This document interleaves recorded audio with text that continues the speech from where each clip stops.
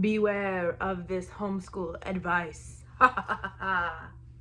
Okay, in all seriousness, I was gonna name this video Bad Homeschool Advice, but then I realized that it's really not as much bad homeschool advice as much as it is misguided or incomplete advice. Today, I'm gonna share with you guys the advice that aren't really completely true and what you need to know about them. So let's get started. The first would have to be don't replicate public school at home. Now, I understand the reasoning for this advice, and to an extent it is true, but there is more to it than that. The reason why people give the advice of don't replicate public school at home is because a lot of times we do tend to put ourselves in a box. We tend to think school has to be one specific way. It has to be desk up to a whiteboard. It has to be starting at the same time or ending at the same time. And homeschooling honestly offers you a lot of flexibility, so you don't need to feel trapped in that. However, there are kids and homeschool teachers that actually do work better with some elements from public school, and that's okay. I feel like sometimes in an effort to free moms of guilt or to free them from the chains of the ways of the past, we take away the ability to customize it. That's the whole point, is that with homeschooling, it can be whatever you need it to be. And with that, that means that sometimes working at a desk might work well for you and your family. The second piece of misguided advice is that homeschooling should only take blank hours a day, or that, and I've heard this very specifically multiple times, that if you are going past lunchtime, or if you are homeschooling past 3 o'clock or 4 o'clock, or fill in whatever the time is, then you are doing too much. Here's the problem. People aren't factoring in a lot of different things. For instance, when my husband was working second shift, we didn't even start school until closer till noon or 1. So automatically, we're going to be going after lunch. And in my family, we actually go all the way close up to 2 or 3 o'clock every afternoon. And it's not that we start late anymore. We actually start at 8:15, and so we go more of a traditional school day schedule. It's not that my kids have too much work during this time. It's actually that I have a lot of kids that need mom's one-on-one attention.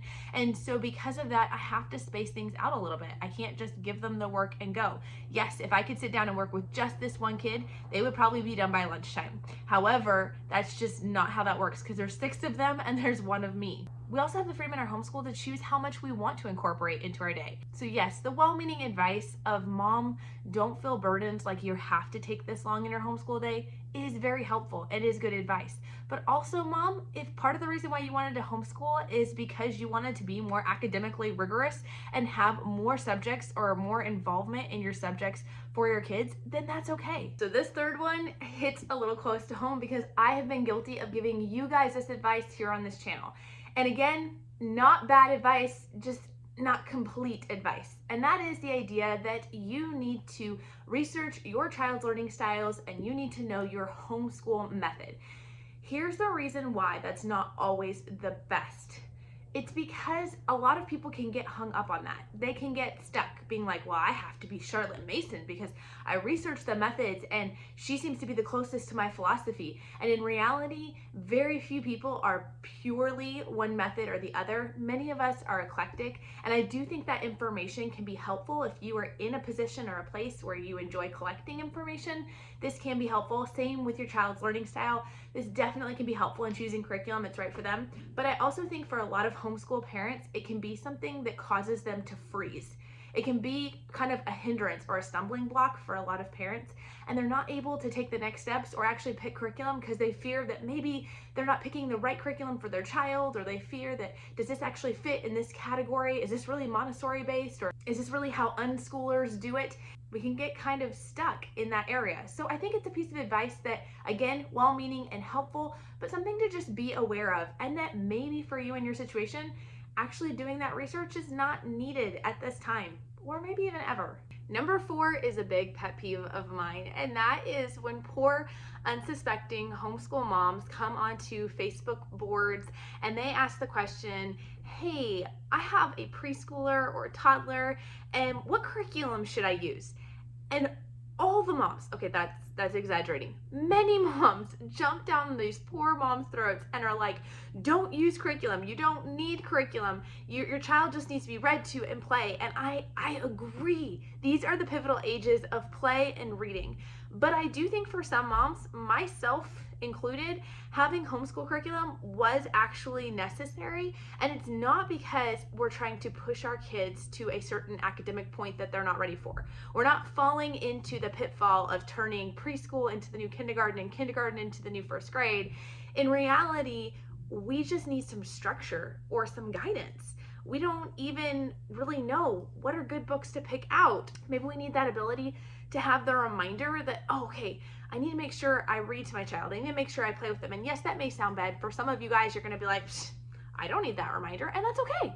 But some of us do. Some of us get busy in our life, and if we don't kind of have some structure to it, then we don't get to it. And so this is something that for all moms is not necessary. I do not think our preschoolers and our kindergartners need super academically rigorous curriculum, but I don't think having a curriculum for a preschooler or a kindergartner is a bad thing. So can we just normalize the idea that for some people they need it and some people they don't? The fifth piece of well-meaning advice that I think is not all the way there is a really popular one. And this is coming from a second-generation homeschooler. My husband is a second-generation homeschooler. I love homeschooling. I have a lot of thoughts on this. I probably could do a separate video on it. But is when people say, well, don't worry about homeschoolers. They have no problem with socialization, so we don't need to worry about socialization. Now hear me out before you come for me in the comments, okay? I was homeschooled. I was plenty socialized. I am probably the biggest social butterfly that you will ever meet. And my entire life, I got the wonderful compliment, I think, of, wow, you were homeschooled, but you're so normal. So I get it. Like, yes, homeschoolers 100% can be socialized and oftentimes are very well socialized. They have the benefit of having interactions with people of all generations, not just their own peer group. They have the opportunity to have more real life experiences, to interact with people in the grocery store and at the post office and all of these things. However, that socialization is not automatically a problem because you homeschool, and homeschooling is not automatically the solution to real socialization. It does take intentionality, and I think this is really, really important. It takes us being conscious of our child's interaction, yes, with other children, but also with other people. With the world of pickup orders, it's so easy to just like not even have the kids get out of the car. We as human beings are having less face-to-face social interaction and doing a lot more things digitally. And that's not to villainize digital resources. Obviously, I'm here on YouTube. I love digital resources, but I do want to just say, be intentional, making sure that your children are getting face-to-face interactions, whether it's with peers, whether it's with people who are older or younger. That's not the issue. We just need to make sure that we don't assume just because they are homeschooled that socialization will come supernaturally. It's still something we have to work at. I hope that you can see my heart in making this video. It's not to badmouth anybody or to put anybody down. I have given a lot of this advice myself. I just feel like it's time that we pause, we step back, and we kind of flesh out some of this advice so you can understand why the advice is given and you can apply it when it's needed, and when it's not, you can be freed from it. If you'd like to see some things that I don't do in my homeschool that might also free you from some of this mom guilt that we carry around, be sure to check out this video here, and we'll talk to you guys later. Bye.